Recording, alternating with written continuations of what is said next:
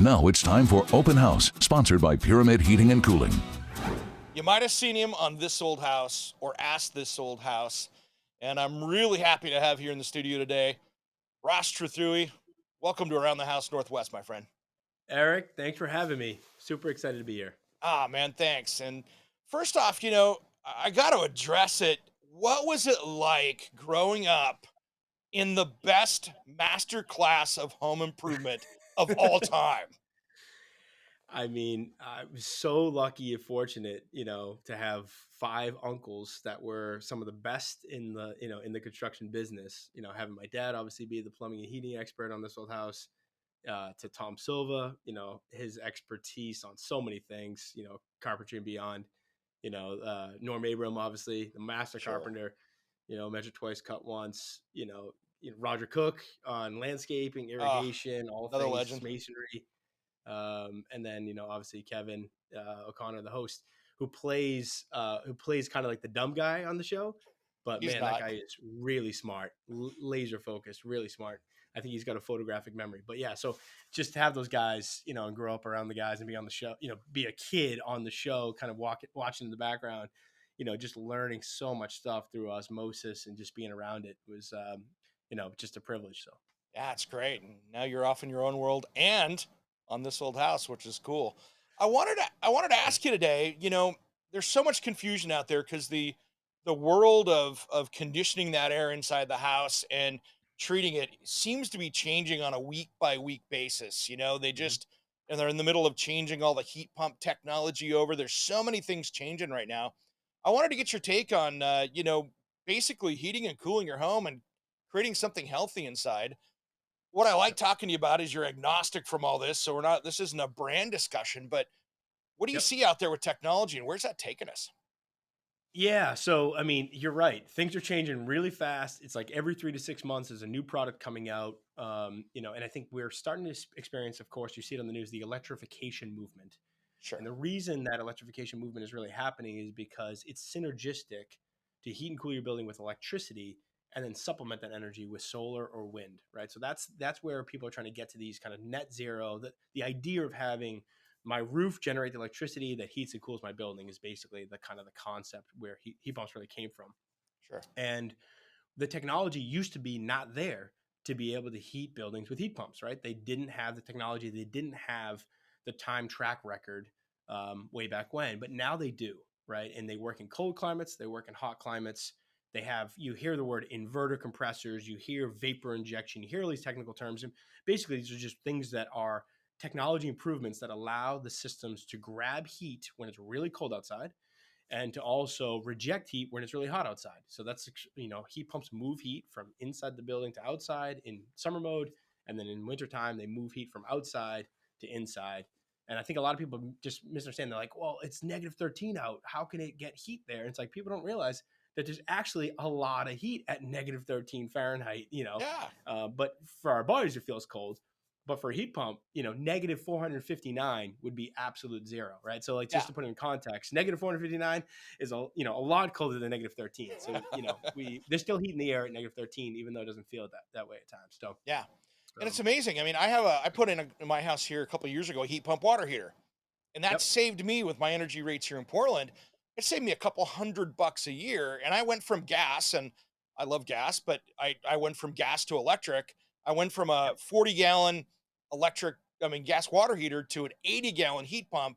And it's saving right, me a couple $100 a year. And I never run out of water, but right. it's using 500 watts of energy to heat the water with.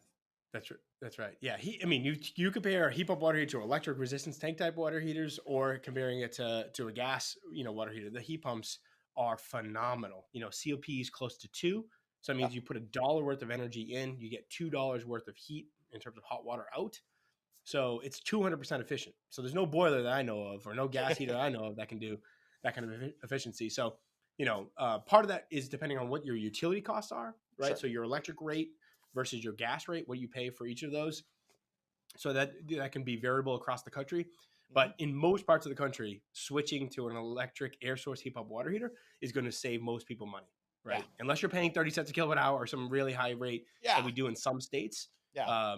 Other than that, you're going to benefit from that, And the other thing that I just want to add on this point is that I'm a huge proponent of heat pumps. It is going to be a big part of our future. But I don't know if our electrical grid infrastructure is ready for the electrification movement across the United States. So I Agreed. like to give a little bit of a pause, at least for our clients, to say, look, we're for heat pumps. Let's do it. Every system should be a heat pump. But let's not forget that a gas solution, whether it's natural gas or propane, those solutions still have viability and feasibility in different parts of the country for different reasons, right? If the grid goes down and we need to run a gas generator or we need backup power, it's a lot easier to back up a gas boiler or a gas furnace that runs on 100 watts of electricity, or a couple hundred watts of electricity versus a 5,000 watt, compressor. So there are definitely advantages and disadvantages. And so I think in the interim period, what we tell most of our clients and what we recommend is a dual fuel hybrid system. What I mean by Cool. that is that you can heat the building with electricity using heat pumps, whether it's air to air, air to water, geothermal, whatever it is. And then you also have a gas component that will provide the backup heating if you ever need it, and also gives you that fast response and domestic hot water production if you need it, right?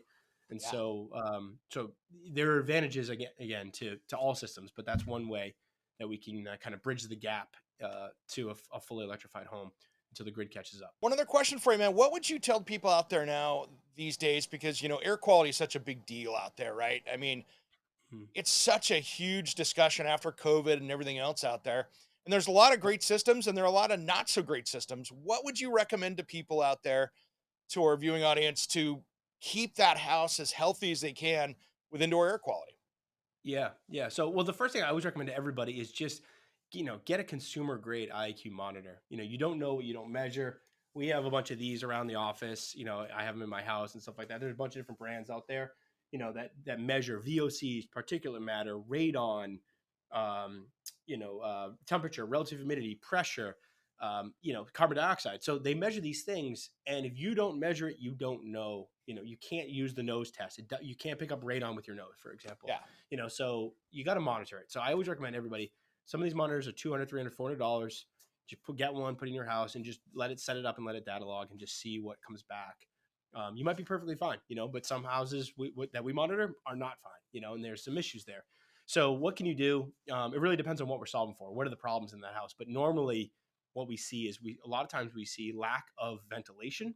Mm-hmm. So ventilation is what provides, basically what we call source exhaust. So we're exhausting for bathrooms that have high moisture loads and odor loads, and we're exhausting from the kitchen. And a lot of times kitchens have recirc hoods. They're not vented to the outside, or they're vented up to the attic space, or It's my whatnot. pet peeve number one in the house is a recirculating hood. They're worthless. Yeah, they're worthless. Exactly right. So you just literally took all the pollutants right off the cooking surface, and now you blew it into the air, and blew it into the cabinets and blew it everywhere in your house. So you're making things worse. So the whole idea is to capture those the exhaust gases off the gas cooktop and all the cooking fumes, smoke, grease, everything, and get it outside. So that would be kind of 101 bathroom exhaust, get it outside, 102, and run them when you actually use them. So a lot of times we hear, oh, the kitchen exhaust fan's way too noisy, I never turn it on. So we gotta get systems that are quiet, right? And technology's progressed now, with some of the bathroom fans are extremely quiet, and a lot of the kitchen exhaust systems are getting quieter too. So source exhaust is a very, very big part, and it's really kind of like the 101, 102 of ventilation for buildings.